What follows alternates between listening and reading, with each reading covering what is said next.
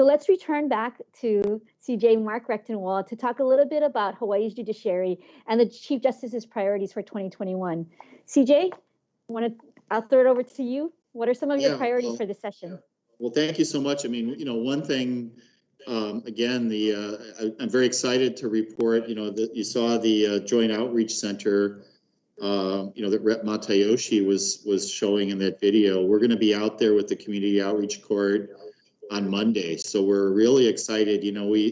That court is a partnership between the judiciary, the prosecuting attorney's office, and the public defenders with the support of the legislature. And again, we really appreciate the legislature's partnership in so many of these programs that help real people in our community. And we had to, discontinue the in-person part of the program during the worst part of the pandemic, which is really unfortunate because, the court literally, Judge Lendio was out in Waianae, out by the boat harbor conducting court across like a picnic table, from the folks who were appearing.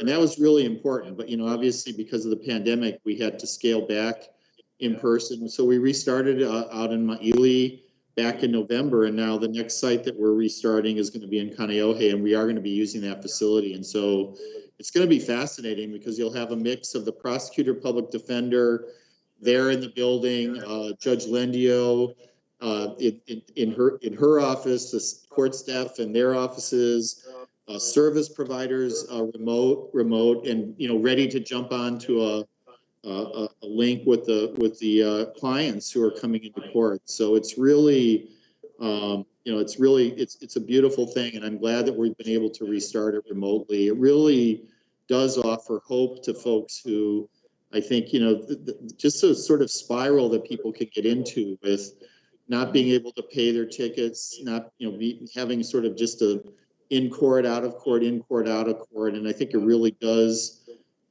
take a toll on people, and they're looking for a way forward, and this court gives them a way forward. So that's a win-win for the community and those folks. So we're really grateful and excited to be out there this Monday. So that was very topical. And the other thing I wanted to mention, about the state hospital, and again, you heard, there's an awful lot of folks there who are there because they're referred by the courts. And one initiative that I know you, Rep. Belatti, were very involved with was trying to set up programs to be able to divert, nonviolent, petty misdemeanor defendants who, might otherwise be committed out there for forensic reasons, which means, sort of assess whether they can help their lawyer if they have issues and they're not able to assist in their defense, then get them to the point where they can assist in their defense, to go through that entire program of a process of having them incarcerated, then sent to the state hospital,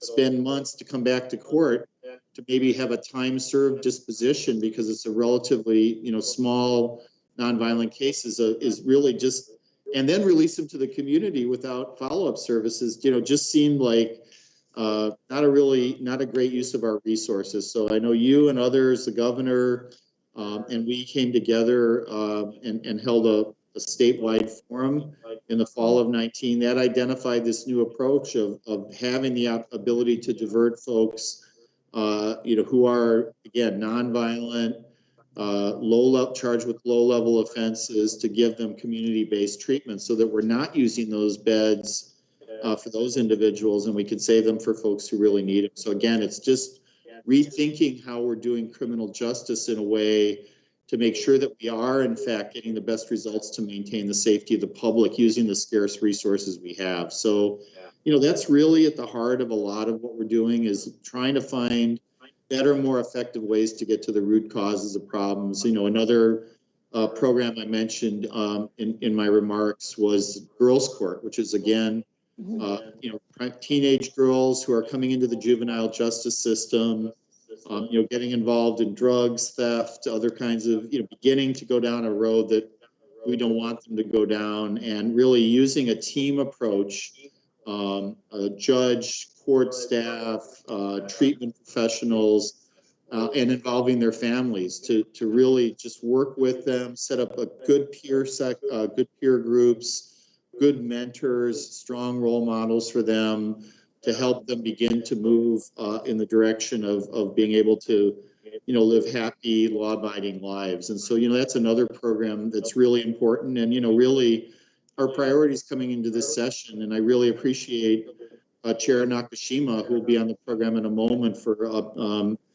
passing our budget bill out of his committee just yesterday, are to maintain the resources that we have now so that we can continue with these programs. And we realize how hard things are in our community, how many competing demands there are for scarce state resources. So we try really hard to use the funds that we do have in a way that gets the best possible results to protect public safety. And so, we're really coming in this year asking to be able to maintain these programs. Our budget was reduced, in the last session. We completely understand why that was.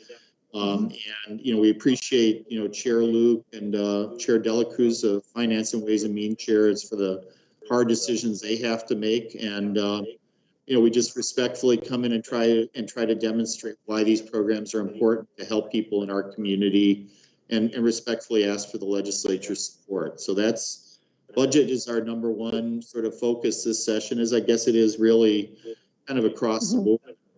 But there are a lot of other issues that I think are important. We're looking at the issues around pandemic citations. And again, there were, as Chief Judge Browning mentioned, there were more than 60,000 citations on Oahu. And I think the thing that's critical there is those were all charged as misdemeanors, full misdemeanors, with almost a year and up to a year in jail. That means there's a right to counsel, court-appointed counsel, a right to jury trial, and really there needs to be a wider range of options for law enforcement to get compliance with the orders that are around the pandemic. And so there's legislation going through this session, and we've been working with Rep. Ichiyama and others to try to work through those and come up with just more options for law enforcement. So that's a big focus, and of course issues related to landlord-tenant cases. And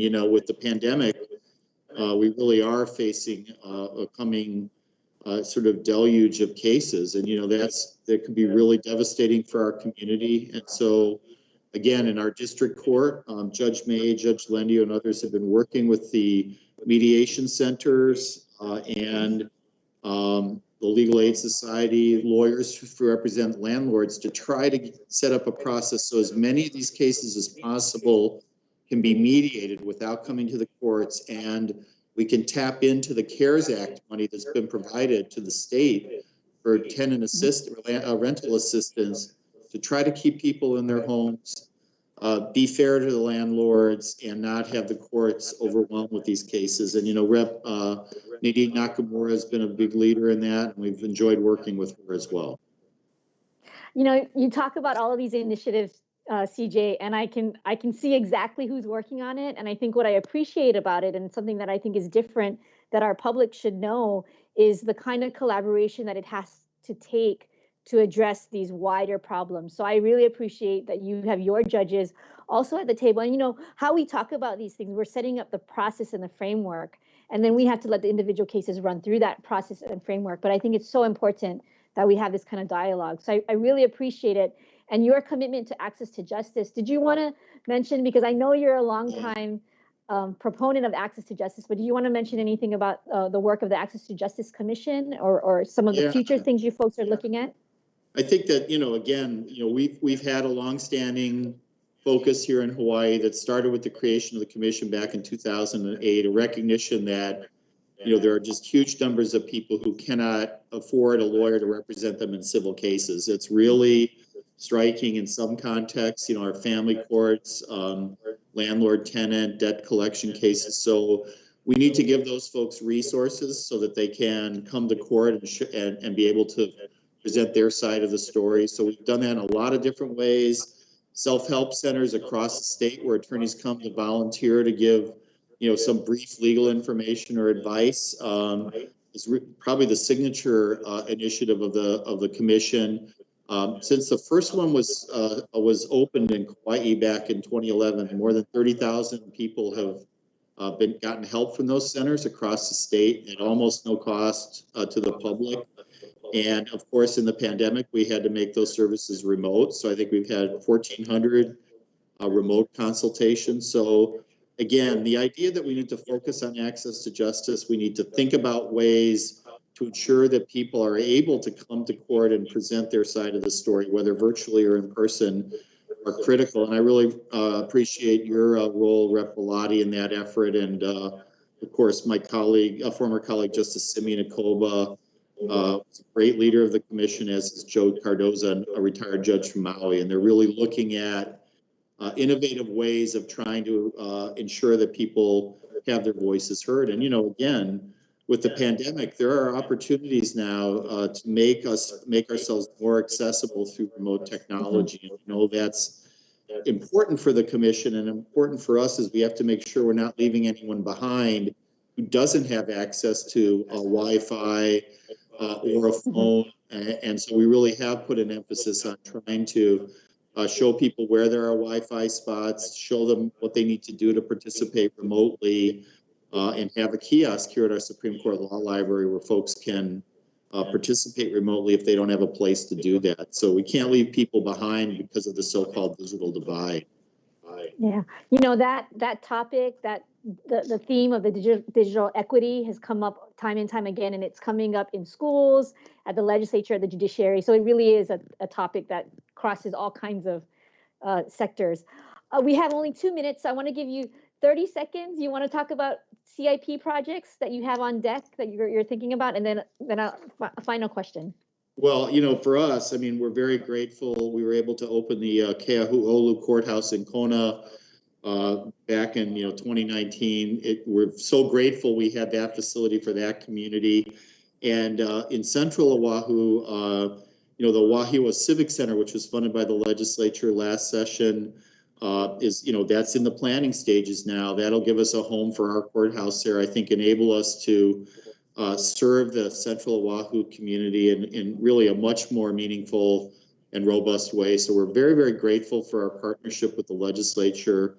I think Rep. Peruso is going to talk about that later. Chair Della Cruz, Chair Luke, obviously all instrumental in giving us those resources, and our judiciary chairs, Chair Nakashima and Chair Rhodes in the Senate. So we're very grateful. And, really we have this year, we're looking at just fixing stuff. We have leaks, we have, deterioration in our buildings, elevators that don't work, fire alarms that we need to be sure are upgraded. So this year, we're really just looking for shovel-ready, repair and maintenance projects, and we have them across the state, and respectfully asking for support so we can keep our buildings safe and suitable for folks when they do come back in. I think we're going to be looking at all of those things, and I really appreciate how you really paid attention to the things that are necessary, as well as some of those future projects too. Last 30 seconds. Any closing comments? Last points you would like to make with the public as a takeaway? What they should know about the judiciary?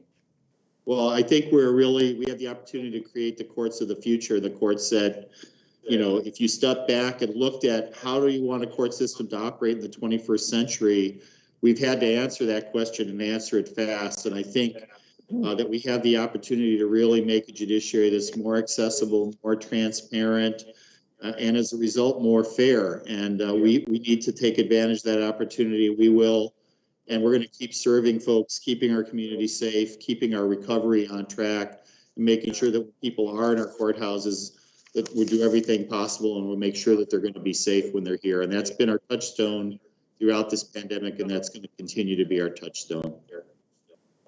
Thank you, CJ Recktenwald, so much for joining me today. I really appreciate the time you took to speak with me today, in addition to all of the work that you and your colleagues across the judiciary have done for the people of Hawaii to ensure that the courts remain open to serve them throughout the pandemic and into the future.